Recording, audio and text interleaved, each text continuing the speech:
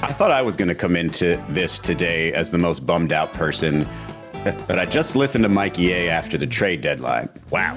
And I just want to see if you're okay. So I haven't hit apathetic like Stu, but I've passed mad and I've come back to sad.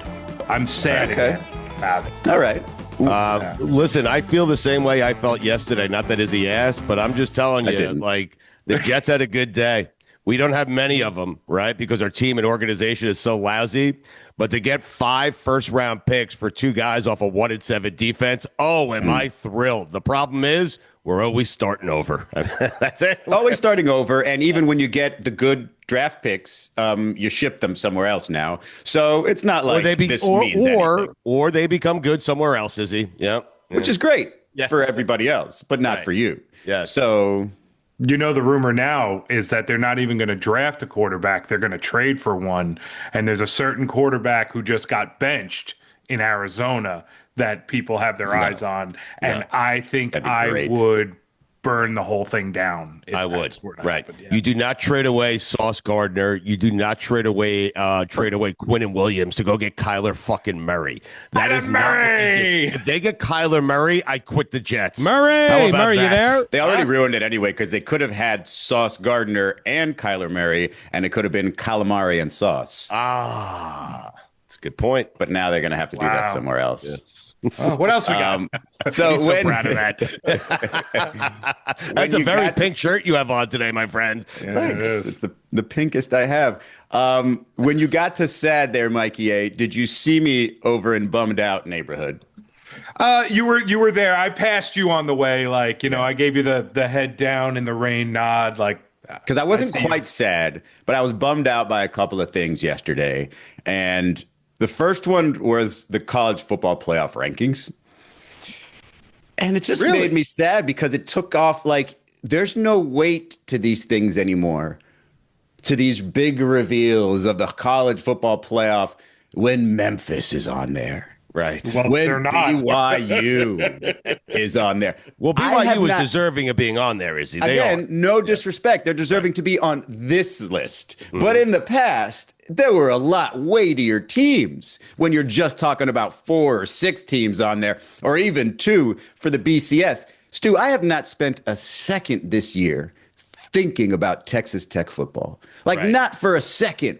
And they're right there at number 8. And who knows, they're one upset away from being in the... There's nothing to it anymore. And it makes me even sadder that UM probably has to lose again to definitely be out of this top 12. And so, when the anything is possible group, starts to be Memphis, Texas Tech, it doesn't do it for me. And college football loses a little bit of oomph. I understand what you're saying. I think college football fans would say, certainly they would say this in Lubbock, Texas. Certainly they would say this in Memphis. What the expanded playoff has done has given every school an opportunity to get in. And so, Izzy, I think it's so blurred right now, college football, where I have no idea if Texas Tech is good or poised and positioned to be good for the next 15 to 20 years because they have some guys who graduated from Texas Tech who want that school to be good at football. I have no idea. No one has any idea. I was saying yesterday, Nick Saban was on College Game Day saying the jobs you once thought were good might no longer be the best jobs in college football. No one knows anymore. So this, I think, feeds into my one big reveal at the end is better anyway. Because then I'd be like, oh, okay, let me look into Texas Tech. Let me look into, Memphis here, as opposed to several more weeks of, oh, my God, is Texas Tech still on there? Do I have Wait, so I just want to be clear here. You want to do a season end, end of the regular season, just reveal who the college football playoff is, right? Mm-hmm. But you realize why they're doing it this way. So we talk about it every single week. Yeah, right? Of course. Yeah. All right. So that bummed me out, which, again, no pun intended, no big reveal, because I think a lot of people think that this has taken away from a lot of the glitz and the, just the weight of these college football postseasons. So the other thing that bummed me out, you could argue this took the soul out of the college football playoffs, Tom Brady's cloned dog. Did you read about this, guys? I have, yes. Apparently, like, there's this company that has been doing this. I think they did it for Barbara Streisand as well. They cloned his dog because it was sort of non-invasive. All you have to do is just draw some blood from your previous or your, I guess, dog with a soul. And then when that one expires, you create a new one. And this just to me, like, are you really looking at that dog thinking, oh, it's pretty much the same dog? Like, he even named it something different, right? So it's not like you're pretending it's the same dog, even though it looks exactly like the same dog. And I've watched way too many movies, and I've said this several times over the last couple of years, everything that happens in movies is going to be real eventually at some point. It's all happened. Yes. Mm-hmm. I've seen enough movies to know that that clone dog, not the same as the other one, not 100% there. Right. And so if I'm like playing with this dog, I'm feeling guilty that I just created this soulless creature and I'm pretending that it's my previous dog. And it's just like, why can't we just get a new dog? You wouldn't do this with a kid, would you? Right. Would you? No. Stugotz, you lost a child, God forbid. You wouldn't want the exact same child right back, would you?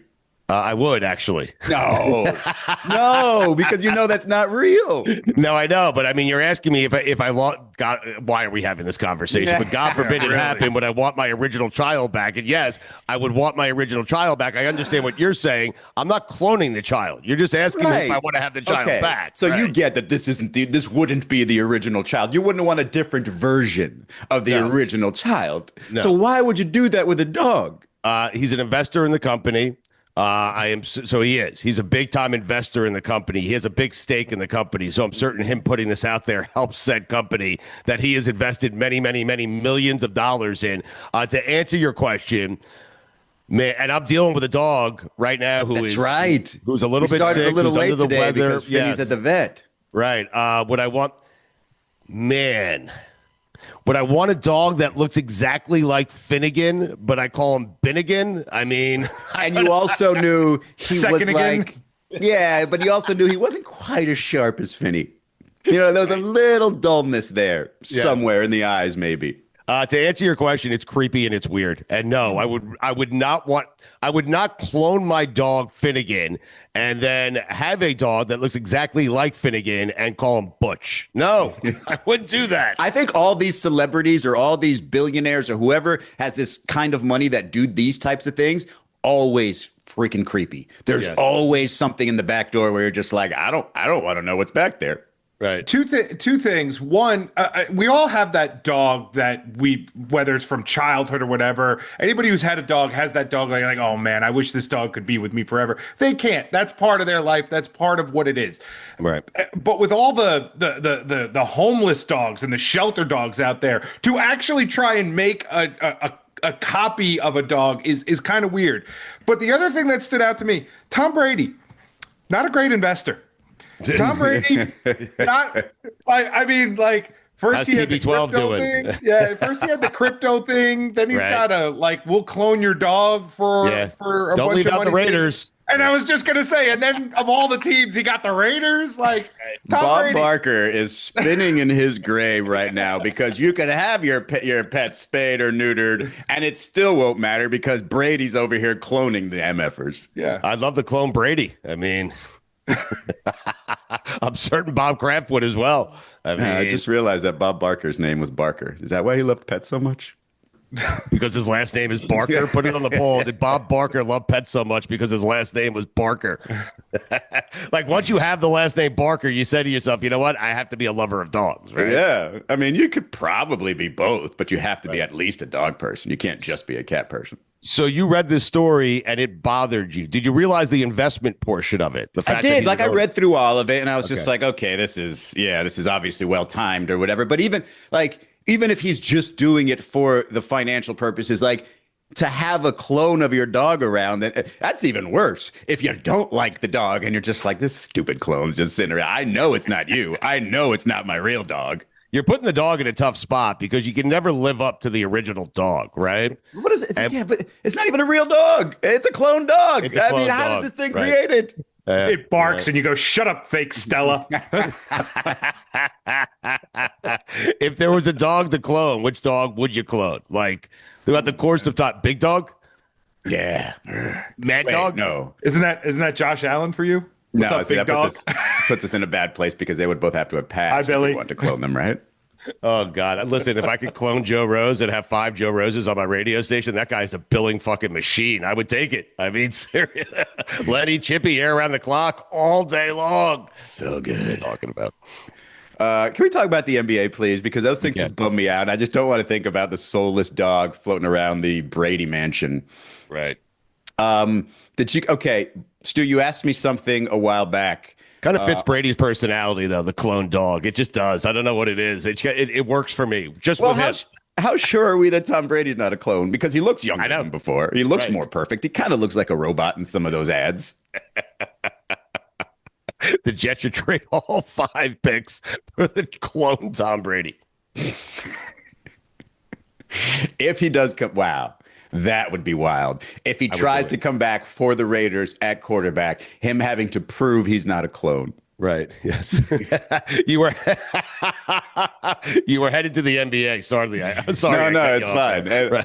Clone Tom Brady is a lot more interesting place than how mad Desmond Bain is, which I'll get to in a second. But you asked me if the Chicago Bulls were good, and I don't think I answered you. I think I said I gave you a list of names of people you can trust, and you said no to all of them. Yeah. I think we can probably trust Josh Giddey now. He's that good. Yeah, they're 6-1, the Bulls, by the way. And he's just had not a huge comeback, a double-figure fourth quarter comeback yesterday against the Sixers, which, we've seen the Sixers wet the bed before in big spots. So that's not that huge. But Josh Giddey is sort of a walking triple-double now. And when you have, I know the stats don't always translate into wins, but when you've got a guy shooting 50%, 40% from three, and it's 23, 10, and 9 through 7 games, that's something to look at, especially when you're talking about a guy who is, let's see, how old is he? He's 23 years old. So if you have somebody like that who you can say, all right, that's the focal point of the Chicago Bulls, and he is, for the most part, not quite overwhelming, but relatively unstoppable when you talk about those shooting numbers. I think that's a great starting point because, for the Billy Donovan Chicago Bulls, they've never really had that crazy or reliable top option. Like Zach LaVine was not that, well-rounded a player. Sure. So you're thinking just 7 games in here, and I like it, that because of Giddey and his play, that perhaps the Bulls are for real this year. Is that what you're saying? He was great last night. They beat the Sixers. He was great. 29 points, 15 rebounds, 12 assists. He was fantastic. Yeah, I think when you talk about, so there's certain points in the NBA season where you have to realize what's new, what's really new, right? Like, is this going to stick for the rest of the season? And maybe you ask yourself these questions in like early or mid-November. And I think it's fair to say that this Josh Giddey improvement you've seen it over the last few years. You've seen it over the last couple years, specifically in Chicago. And with a roster that is more focused on him, he's still putting up these numbers and that efficient shooting numbers. I think they are a legitimate top 6 threat, which is not really saying a whole lot. It seems like you think Bulls fans should be Giddey, huh? How about that? Wow, sitting right there, and I still didn't expect it. Yes, me and Mikey A want to play a game with you if you're okay with it. Since you're on the NBA, and it's Wednesday, and I have 5 burning questions for you normally on Wednesdays, NBA questions. I want to play a game with you. Okay. Okay. All right. It's called Can You See It? Ooh. All right. All right. But you need to close your eyes. Gotta close your eyes. You have to. You have to close your eyes. So which you might say to me, Stugotz, if I close Okay. my eyes, I can't see it. And I'm telling you, for this game, you have to close your eyes to see To it. see it. Okay, Yes. right. Because Okay. if I open my eyes, I'm living in the present. If I close my eyes, I can see it. Got it. No. Got Yes. If you try to see it, you're not going to see it. Okay? All right. Does that make sense? Don't open your Wait. eyes. Okay. Try to see it. I'm going to name an NBA team, Izzy. And you're going to tell me whether or not you can see that NBA team making it to this year's NBA Finals. Hang on a second. Didn't we just play this game in the NFL yesterday? Yep. Okay. But this one's eyes closed. Eyes Totally closed. different game. All right. Yes. Yes. Can you see it? You ready? Okay, wait. Okay, go. The Chicago Bulls. Wow, we're starting here right off the bat, huh? Can you see it? Can I see it? I can't see it. I know I just said, when can I open my eyes? Do I have to? Be giddy. You can't open your eyes. All right. No, once you declare you can't see it, then you can open your eyes. Okay, thank you. I couldn't see it as hard as I stared into the darkness. I just couldn't see multiple rounds of playoff defense from this group. Like, there's a difference between regular season. You're not ready for this offense. Oh, I can win some games, build up that resume, and all of a sudden get to, 46 wins. And it's like, hey, look at me. I'm a 6th seed. But when you get through the playoffs, you've really got to play defense. And I just don't know if that group, I haven't seen it yet. Right. So even when I was not trying to see it with my eyes closed, I couldn't see it. Listen, the important element of this game is what you see when your eyes are closed, okay? Right. So close them again. Okay. And now tell me, can you see the Philadelphia 76ers making it to the NBA Finals? Wow. The exciting thing about this, I'm still thinking about this. I'm going to keep the eyes closed, but I'm going to talk it out. Otherwise, I'm just sitting here sleeping on a podcast. That's a different game, talking it out, but that's fine. Oh, okay. All right. I'm talking it out with my eyes closed. So what's exciting about the Sixers is, believe it or not, is this potential, right? So they already got Tyrese Maxey, who is, threatening to be to lead the league in scoring. Yeah. And you've got VJ Edgecombe, who so far I think is still around 20 points per game. And to think about a rookie who averages a rookie guard averaging 20 points a game, like, I don't think you can really go back and think of one and just be positive about it. So if he can be a 20-point-a-game scorer as a rookie in your backcourt, and you have Tyrese Maxey, and you can ease your way, just baby Joel Embiid through the regular season, I can maybe see that team in the finals. Wait. Yes, definitely. Wow. I can see that team in the finals. It's wild because maybe I'm just using old memories of Joel Embiid, and maybe he can't get back to that at any point. But I think the supporting cast sort of being given the keys and then letting Joel Embiid join whenever he can, I think that's probably the best formula. Yep. You see what happened there, Mikey? He said maybe, and then he realized he can't say maybe. You can either see it or you can't. You can't. Right. Yeah, right. It's either there or it's not. It. If it's a fuzzy picture, I don't know what I'm looking at. It's got to be a clear picture under it. If it's fuzzy, you can't close see your it. eyes. Yeah, right. Okay. He's right. A little all sleepy, but it's a fun game. Close them again. Okay. The Detroit Pistons. Wow, man! All I can hear when I think of the Detroit Pistons is 10-Day Tony talking about how good Cade Cunningham is. After I said, he's just okay, but that was after that terrible year. I think Cade Cunningham's a beast. Obviously, can they play the type of playoff defense that can get them there? I think Cade. Has he turned the corner as a number one who can get you there? I'm going to say as is. No, I can't see it. All right, close them again. Yeah, okay. All right. You don't need, listen, you can see it or you can't see it. No, you're right. You're right. All right. Milwaukee Bucks. Yeah, I see it. I see it. I mean, it's bleeping Giannis, man. And he's got Miles Turner doing whatever he asked him to do.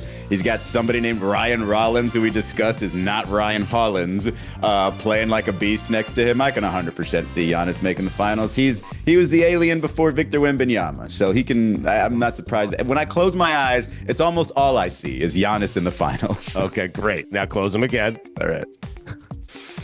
The New York Knicks. Oh, man. All right, let me talk this one out with the eyes closed, because if you guys remember, I think I yelled at Shams, I got Nuggets and Knicks in the finals, like an idiot. Like I'm some fanboy, like just sitting there telling him what, like he cares what I think. He doesn't. And then I started watching the Knicks play. And I'm like, man, I just don't know if that gear is there for them to turn up. I think they might have exhausted everything they had last year in the playoffs. And I'm saying this prematurely, but right now, I can't see it, man. Yeah. I can't see them better than last year. I see Mike Brown there on the sideline. I don't know, man. It's not there. I don't see it. Taylor's going to be so upset. Close your eyes one more time and just give me quick answers here. And we'll do the Western Conference tomorrow. Okay. Ridiculous. 2 quick ones here, okay? Mm-hmm. I think there's an obvious yes for the Cavaliers, right? Oh, yeah. It's not an obvious yes, but I can see it. The run it back crew after a couple of failures is an interesting group, but I can see it, yeah. All right. Indiana Pacers. No, I cannot see it. I don't see Tyrese coming back. I don't see Tyrese coming back and being effective, no. Miami Heat. Hang on, I got to really try for this one. Yeah. What, you're trying to see it? I'm trying to see it. I can't. You didn't try that hard for the other teams. I mean, Jesus. I know. I'm getting a little sleepy, though, so let's go through these fast. Yeah. You're going to say you can see the Heat and you can't see the Knicks. Is that where we're headed? No. I can't see the Heat in the finals. I can see them making a nice little run, maybe even being that, exciting conference finalist, but no. Mikey A, close your eyes for a second. I was going to say, no, I cannot see Mikey A in the finals. Can you see me wearing the shirt that Israel Gutierrez is currently wearing? Wow, I can't. I am trying, and I can't see it. Stugotz here. It's NBA tip-off week, and FanDuel is your home for live betting. Listen, support the people that support this show, and no one has supported us more than our friends at FanDuel. So even if you missed the start of the game or want to ride the hot hand, FanDuel has live bets on everything from who will score next to fourth quarter comebacks. Plus, you can even combine your live bets into a same-game parlay for a shot at a bigger payout. However you want to play, now is the perfect time to join because FanDuel has given new customers $300 in bonus bets if your first $5 bet wins. That's $300 in bonus bets if your first $5 bet wins. So just visit FanDuel.com to sign up today. Play your game with FanDuel, official sports betting partner of the NBA. Must be 21 and older and present in select states or 18 and older and present in D.C., Kentucky, or Wyoming. First online real money wager only. $5 first deposit required. Bonus issued as non-withdrawable bonus bets, which expire 7 days after receipt. Restrictions apply. See terms at sportsbook.fanduel.com. Gambling problem? Call 1-800-GAMBLER or visit rg-help.com. Call 1-888-789-7777 or visit ccpg.org/chat in Connecticut or visit mdgamblinghelp.org in Maryland. Hope is here. Visit gamblinghelplinema.org or call 800-327-5050 for 24/7 support in Massachusetts or call 1-877-8-HOPE-NY or text HOPE-NY in New York.